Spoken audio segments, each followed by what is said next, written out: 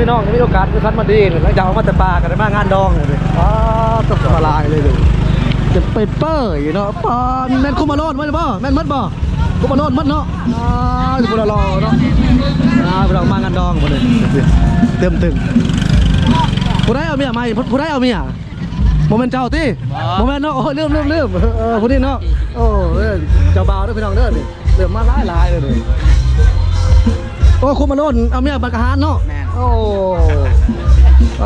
ตัวพี่น้องกำลังจัดงานเด้อพี่น้องเด้อเต็มตึงเต็มคนบังกะลายเลยโอ้ยตะแกล่องกับมาแต่ว่าเกียร์มาลายป้าลูกปืนน่ะมาผู้สาวได้ตรงนี้ว่าพี่น้องก็เริ่มมาแล้วบาดเฮาเอาเมียบังกะฮานจะใช่คือเราชิวมาเล่นดอกแล้วเนาะนี่ที่ผู้สาวลายอยู่ตัวโอ้ลายแล้วผู้สาวทันทีเลยลูกปืนถือไว้ป้าลูกปืนถือหลายๆเลยมีว่าผู้บ่าวมามีแต่ว่าผู้บ่าวเนาะอันนี้ก็ผู้บ่าวเนาะนี่ได้ผู้บ่าวบ่นี่ก็ได้ผู้บ่าวจะผู้ชมบ่นี่ได้ผู้บ่าวบ่ผู้บ่าวเนาะนี่ได้ผู้บ่าวบ่นี่ก็ได้ผู้บ่าวแก่โอ้ยน้องเจ้าภาพคุมาโลดเฮาบ่ได้มาเอาเจ้าสาวเนาะมาเอาเจ้าสาวมื้ออื่นเจ้าบ่าวโอ้ยน้องป้าต้องไม่แต่งามเนาะคุมาโลดเนาะบ่มีกูกีฬาโอ้โคตร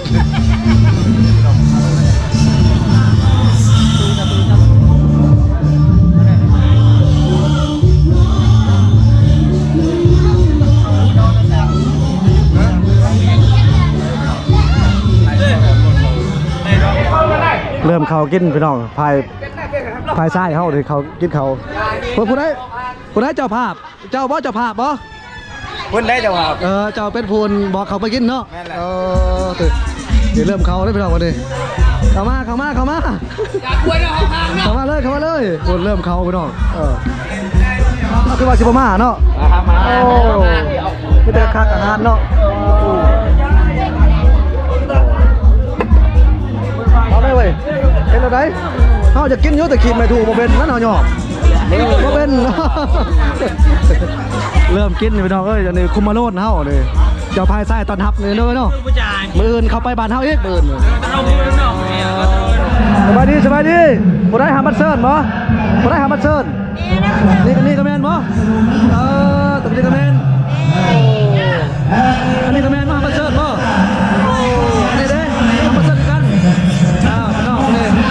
แต่มิตรภูมิงามแล้วพาบัตรเซิร์นไปน้องเอ้ยบ่ก็เจ้าภาพเจ้าภาพนี่เต็มงามพี่น้องเอ้ยผู้สาวบ้านเฮาเบิ่งเอาเด้อถ้าเจ้าคือว่าผู้บ่าวมานั่งสมองเอาแล้วบ้านนี้ผู้บ่าวพี่น้องเอ้ยยัดงานดองพี่น้องเอ้ยเพิ่นสิฮับแขกเลยต้อง4คนพี่น้องผู้สาวหาบัตรเซิร์นมีแต่ผู้งามยังโสดหมดก็โจ้อันมูบ่ยังโสดบ่แต่ละคนยังโสดบ่ยังโสดคนนี้เด้คนนี้ก็โสดอยู่บ้านนะเจ้าบ้านนี่หรือเปล่าบ้านนี่ตัวอันนี้ได้อ้าวน้องจะทำคืองานปุ่นเนาะคือเจ้าบ่าวนี่น้องเจ้าบ่าวเนี่ยสัตว์ดีมั้ยเนาะโอ้นี่ภรรยาเนาะโอ้ก็งามนั่นแหละงามแล้วจะเงาเนาะนี่น้อง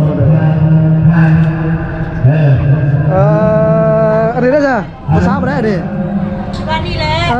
หน่อยไปหน่อยกูทราบมาทำไม่เต็มงามเบิ่งก็หน่อยไปหน่อยเลยเนาะ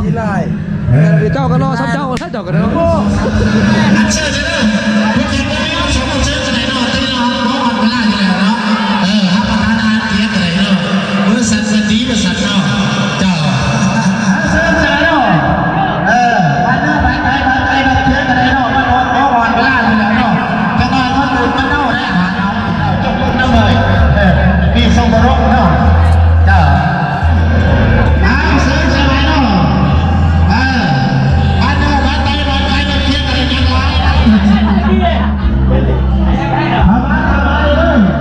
อยู่ไกลกันหัวใจเราพวกกับเมียทั้งอยู่ไกลกันอยู่ห่างๆนะแต่เข้าหูเนาะโอ้โห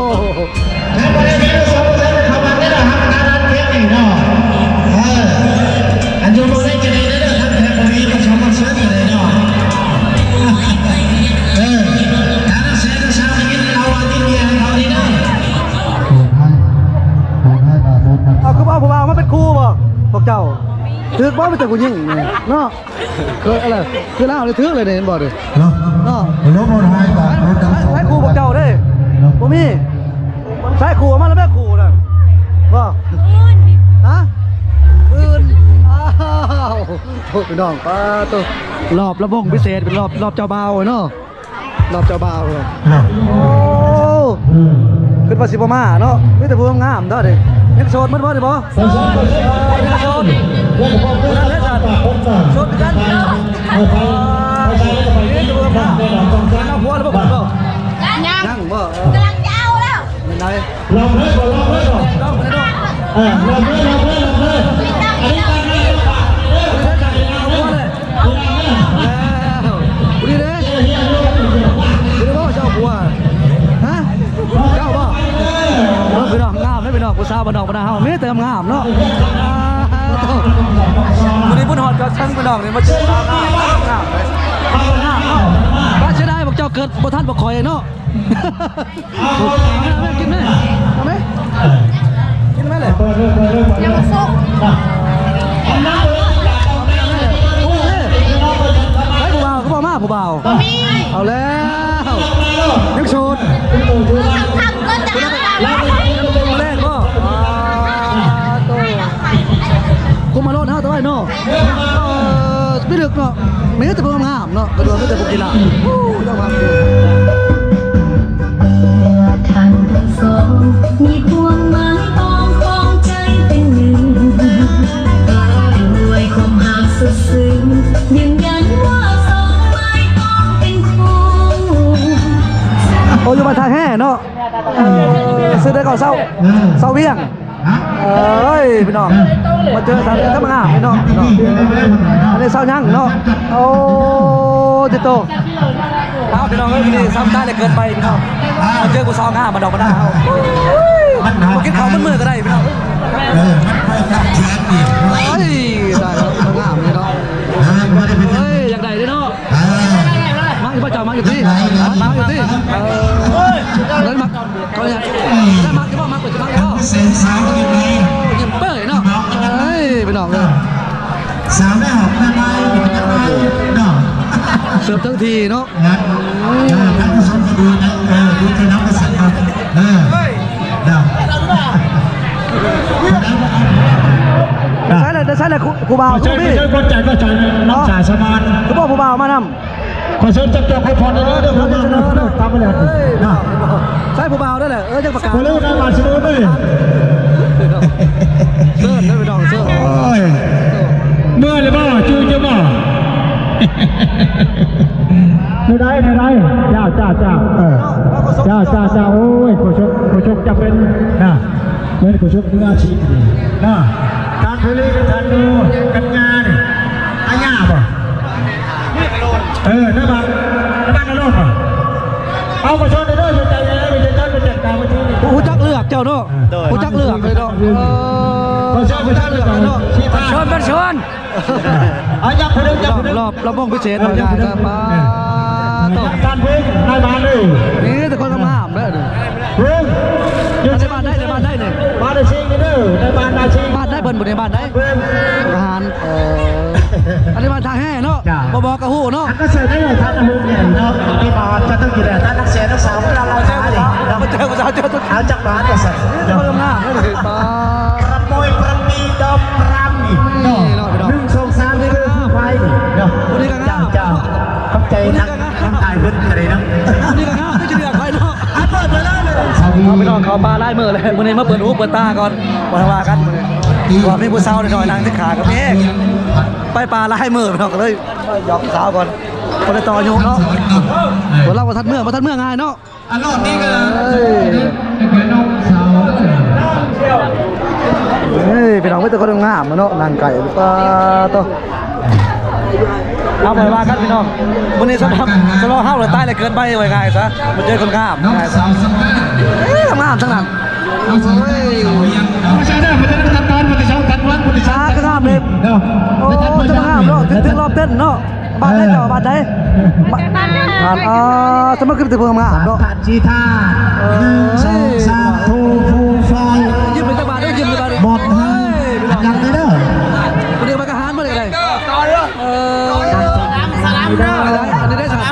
มักอาหาร มาหาต่อเลย อันนี้ได้ใส่มักอาหารด้วยกัน จะพาด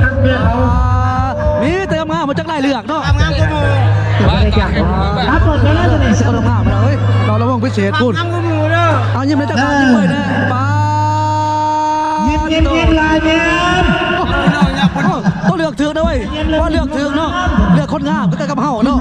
แม่นบอกโอ้ยไปน้องเลย จ้าขอบใจนะ บ่ว่ากับเจ้าเห็นกระซุ่มกระซวยมันนั่นใจนะฮะบ่ในใจเจ้าเห็นแบบสีงามๆนี่ขึ้นมักอยู่บ่ จังว่าอยู่แล้ว หักใจยังขึ้นเนาะแต่ว่าสุขภาพยังได้ที่สุขภาพ ยังไปเป็นไปบ่ได้อยู่ หักมักเนาะ มัก โอ้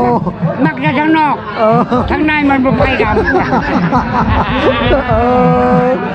จะได้ว่ากระเด็นงามๆอยากเบิ้งเนาะ ขึ้นในใจ โอ้หักติ้งบ่ได้เนาะ เป็นไปบ่ได้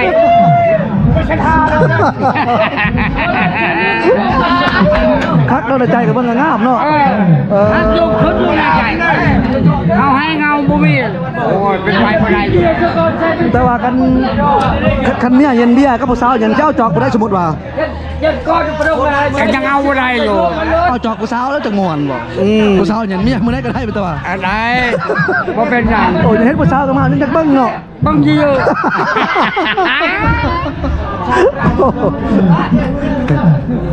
เอาไปน้องงานดองมาเจอพี่ตัวยงนี่แท้ๆเลยแต่ว่ามันก็มักอยู่ผู้สาวแต่ว่าตอนยังบ่ได้เพิ่นว่าเมื่อว่ากัน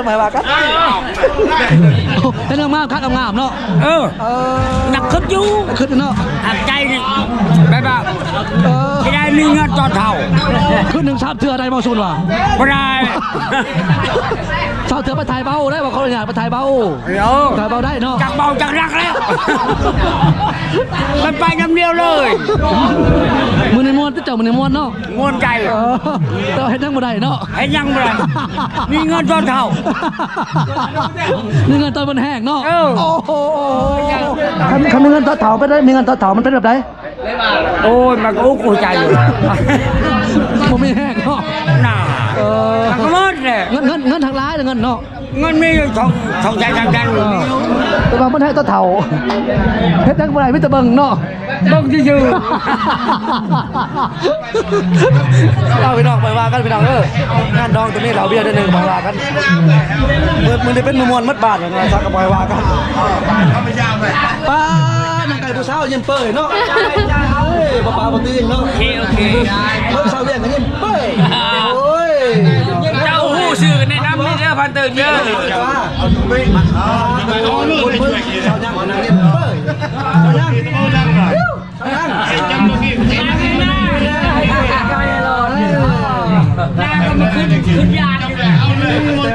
ได้บาทเท่ามักอยู่ตัวแบบสิ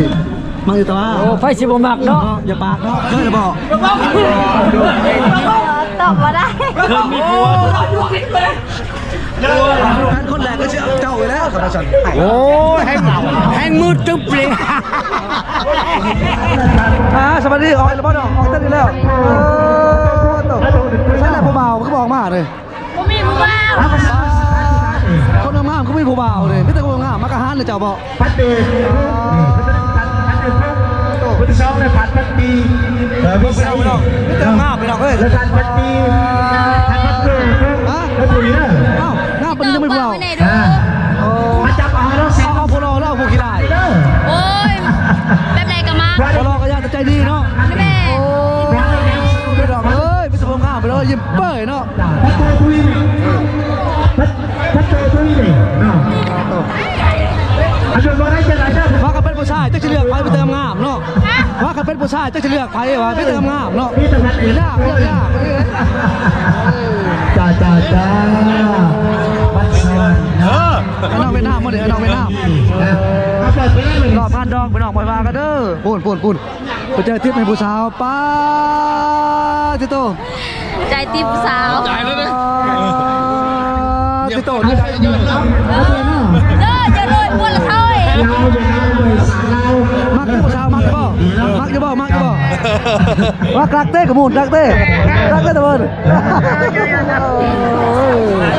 เตือนมาไปน้องเอ้ยถ้าเป็นผู้ชายว่าจักไรเรือจะเลือกคนใดเนาะ เ